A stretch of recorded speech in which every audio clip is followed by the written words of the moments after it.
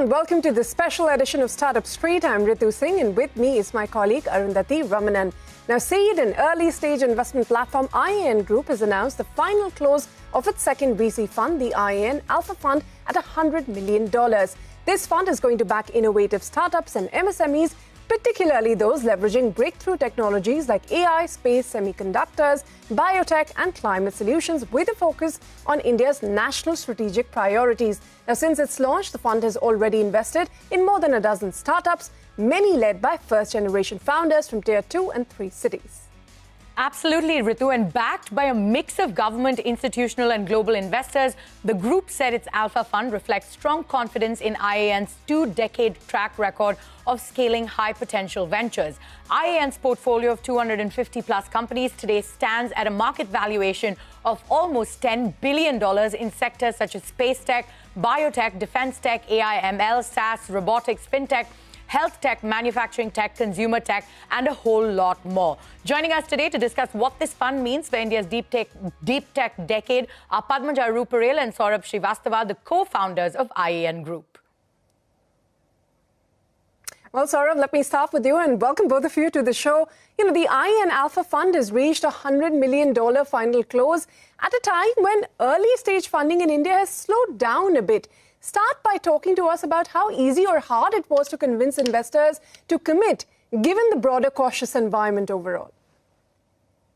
Well, investors are cautious, but, there is a lot happening today on the scene, which is also exciting investors.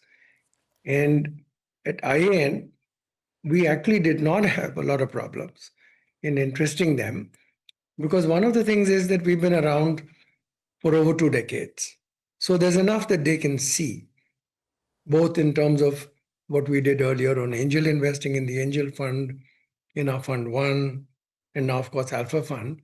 So there were many things they could touch and feel, and we could show them what we had done. And actually also, as you mentioned, we made some investments already. So we could share with them both the investments we made and the kind of pipeline that we were seeing, which I should tell you is extremely exciting. So we are very fortunate that we got a whole lot of, I would say, marquee institutional investors, and of course, a lot of good HNIs and family offices to invest. So there has been a slowdown, but not for everybody. Has been a little bit of a slowdown, but not for everybody. But Padmaja, let me bring you into the conversation, right? The release says that the fund will back founders solving real problems aligned to India's national strategic imperatives. If you could sort of, unpack what strategic imperatives means in practice and how they sort of influence sector selection. So thank you for having me on the show. I think what the world is today is becoming very unipolar, increasingly. And as each country sort of starts building, we have to create self-dependence. And this is what the government is also sort of pushing for.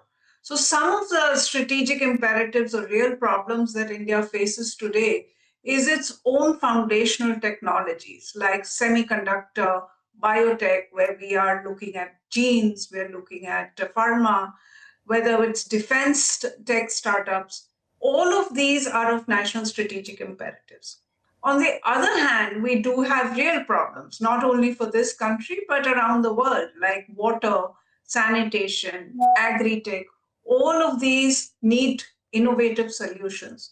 So what we are trying to do at IAN through the Alpha Fund and otherwise is we are trying to really look at companies like Morphing Machines, which is in semiconductor, or if you're looking at Endure, which is defense tech startup, or FluxGen, which is helping on the waterfront.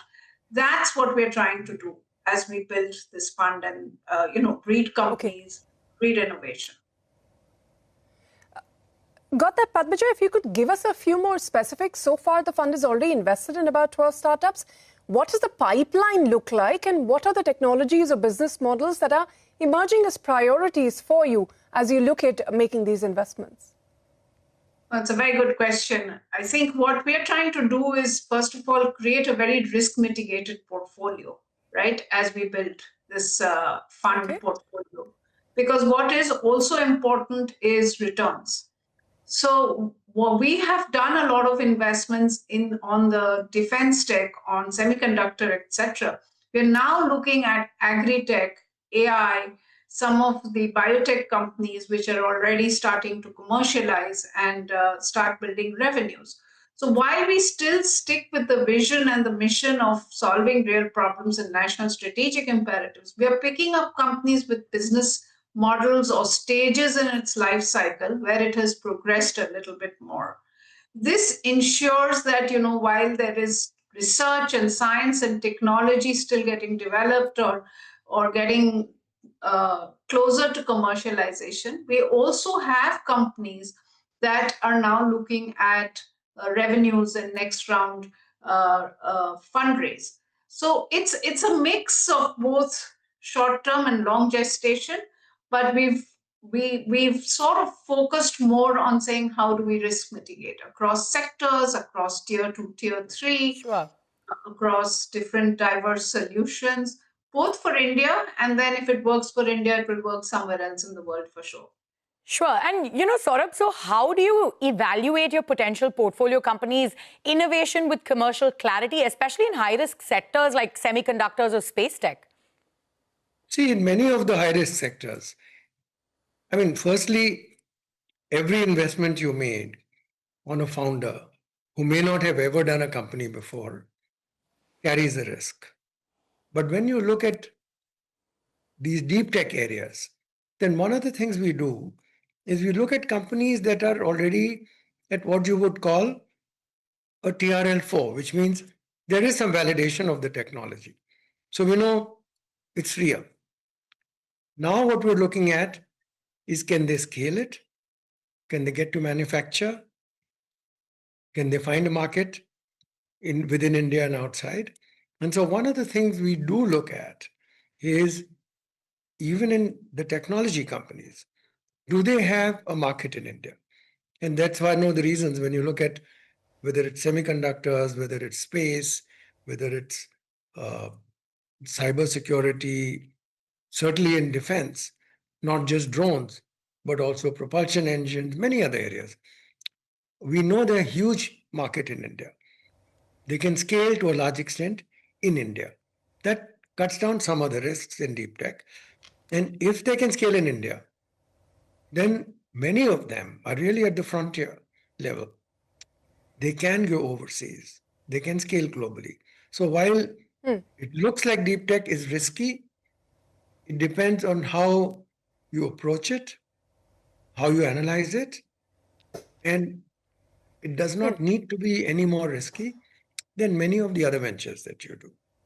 And because of what has happened in this whole area in the last, I would say, 2 years, 3 years, where the government has pretty much recognized that we need the technology sovereignty is the same as national sovereignty. There's a lot of funding, investment, markets, encouragement, all of those things are coming in from different sides of government.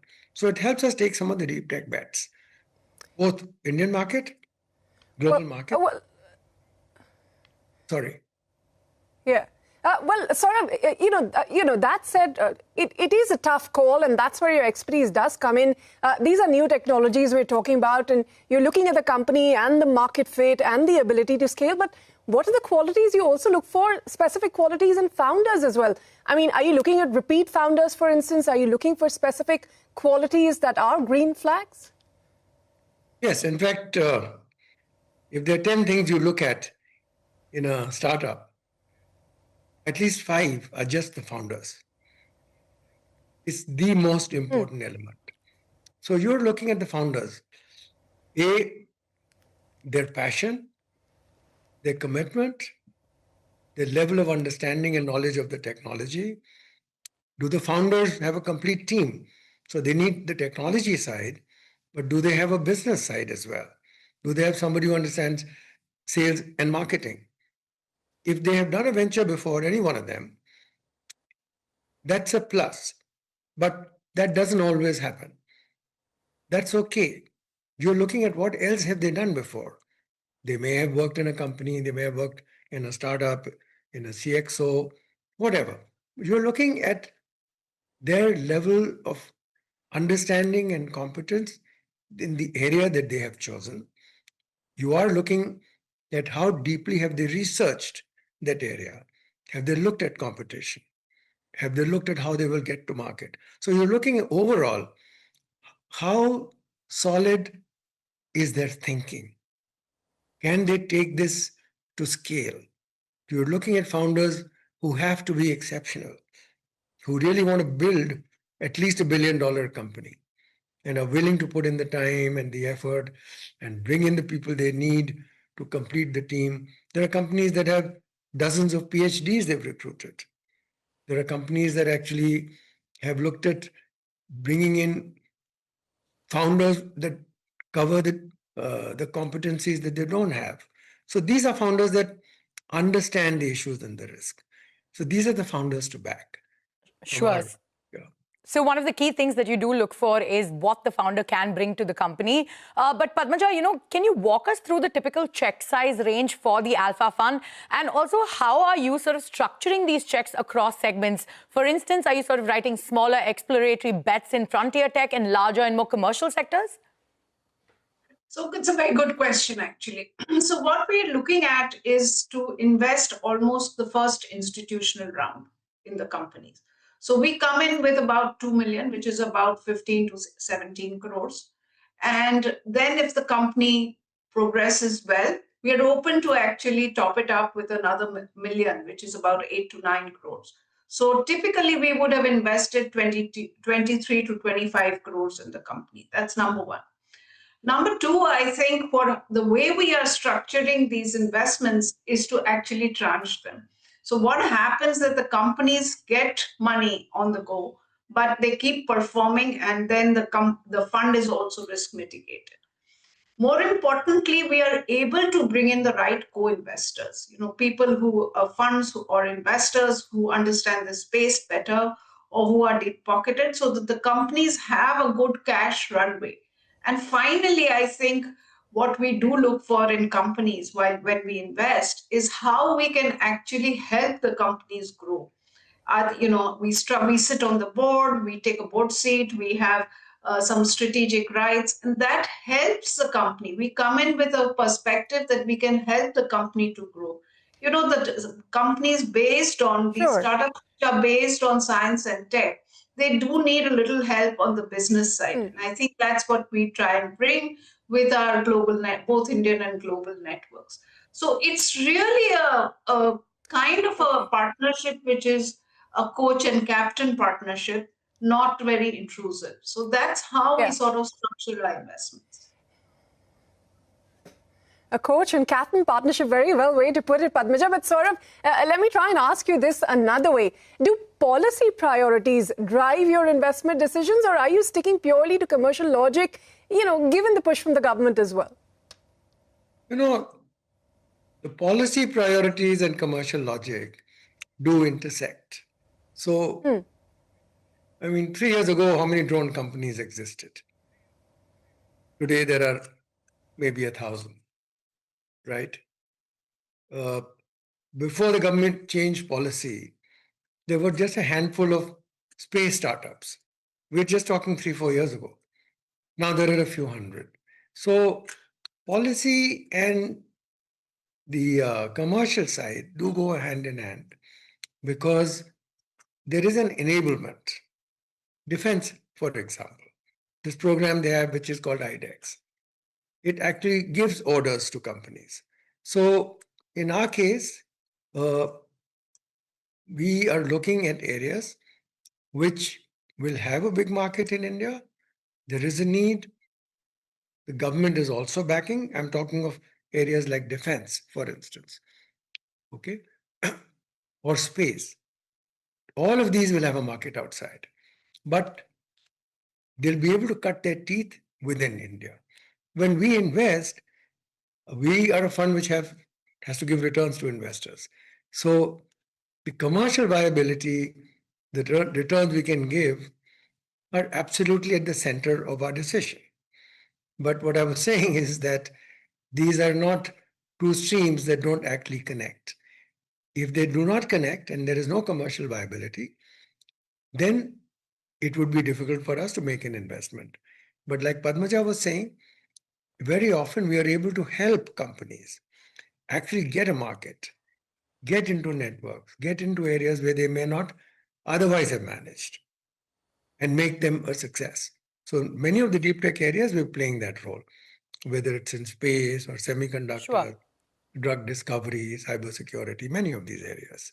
Absolutely. Padmaja, Saurabh, just hang on. We need to take a very short break, but we'll continue to decode IIN's latest fund and find out what's in store for the startup ecosystem in 2026. Stay tuned for that.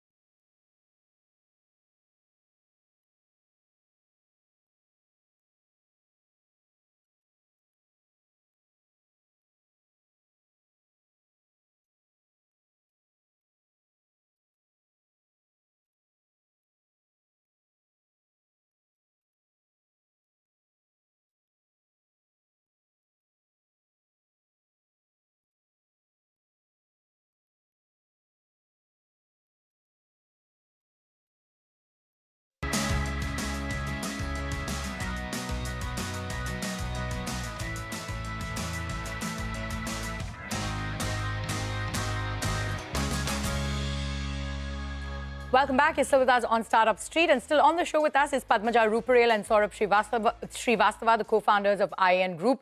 Saurabh, to pick up from where we left off, from an investor's return point of view for the Alpha Fund, what kind of returns are investors realistically expecting over the next 5 to 7 years, particularly for deep tech versus, shorter cycle ventures? Well, investors typically, when they invest in a fund, are looking to get a certain rate of return. And that rate of return is generally better than 35% IRR. That's what they would like. And whatever we do, we need to make sure that that's the return that we give them. And that has not changed before. It's not changing now. What does happen when we do deep tech investments? Possible there may be more failures, but the success is will be huge, and they will more than underwrite those failures. And you did ask me a question earlier on policy versus economics. See, one of the things that happens, take policy. The government has now created this 1 lakh crore Research, Development and Innovation Fund, which will only invest in deep tech companies in the private sector. So now we know, as IAN and all the other VC funds and all the investors know, that the government is also ready to write checks to deep tech companies. So the pool of capital, risk capital, available for deep tech has suddenly dramatically gone up. That reduces the risk for all deep tech investors because there is more capital available Sure. for the next round to take them to scale, which was a big challenge earlier. And that's why you are seeing two things. A, people like us are doing very serious deep tech investing. And B, some of the best and the brightest brains in the country are actually swiveling from vanilla venture they may have done, actually going into deep tech. People are leaving very secure, very positions in companies that are doing exceedingly high-level work. They are finding the gaps, and they're moving out and creating ventures. So there's a lot of change that's happening. Sure. Take your point, Saurabh. There's no dearth of capital. But what is the expected return for investors very quickly in a word or so? Well, investors who invest in a VC fund, like I said, would expect that over the life of the period that you have their money, that you're going to give them a rate of return on their capital, which is in excess of 30-35%. So it's much better than being in public markets. Got that. And if you do well, then you can do more. And so they're also looking at getting 3 to 5 times their capital back, which they think would be good. If you return more than that, they are more than happy. Okay, sure. That's something to write home about. But Padmaja, very quickly, we're running out of time. If you zoom out and look at subsectors within deep tech, what are the areas where India is catching up versus globally? And, are we building real solutions for export or just solving domestic problems with technology at the moment? No, it's a very good question because India does have its own problems to solve. So I see where you're coming from. But I think India today has got talent, just to take off from what Mr. Srivastava was saying, very high quality global talent, which is building from India, for India and for the world. And if you look at sectors like semiconductor, you look at sectors like robotics, all of these are solving not only Indian problems, but they are solving global problems. These proposition solutions are actually being made for global markets, many of them. Secondly, I think if you look at sectors in pharma and biotech, they are catching up with the global standards, what's happening in the globe, but they are solving for India. So I think they're both foundational technology, which is getting built for India, as well as solving global problems. We do have some advantages, as you know. We have some price advantages, which we are being able to leverage. So these innovations, deep tech kind of solutions based on science and technology, married with better pricing, is really creating a very attractive proposition in the globe. So I think that these are the few sectors and subsectors where we are really building. For instance, space. There's a company we have called Dhruva Space. It is catering to ISRO and the Indian space market. But it recently had a customer where it launched satellites through SpaceX. Sure. So I think it's a mix, to be honest, both for India and the globe. So it's a mix right now. We're running out of time. Padmaja, in 30 seconds, looking ahead to 2026, what broader investment themes or trends do you sort of expect to dominate India's early stage and deep tech landscape? And where should investors and entrepreneurs sort of be placing their bets? I think, this year has been pretty seminal, 2025, right? The RDI fund has given one clear direction. that there is deep tech, science and technology-based ventures, which is going to be a trend to follow. Investing happening. Young startup companies are being able to unlock non-dilutive capital. And I think that's very important because unless you get that non-dilutive capital, companies will really founders will dilute quite dramatically. So if you look at SIDBI and if you look at TP and all these, this is solving, sort of unlocking that, and it's a trend that we should see more. Okay. The third piece is, I think, as companies grow, the IPO market should also open up. So I think there's several swivels happening, and I think 26 will be interesting. Okay. Sorry to interrupt you, Padmaja, but we've run out of time. Saurabh, in 10 seconds, as an investor, what excites you the most about 2026? What excites me the most is that we are finally going to see in 2026, it's already started, Indian companies building leading edge, first in the world, best in the world, global tech companies. And they will be able to do it because their cost of getting up to a certain technology level, TRL4, is a fraction of companies in the US. The talent is as much here as anywhere else. If you look at many of the areas, a third of all the chip design talent is in India.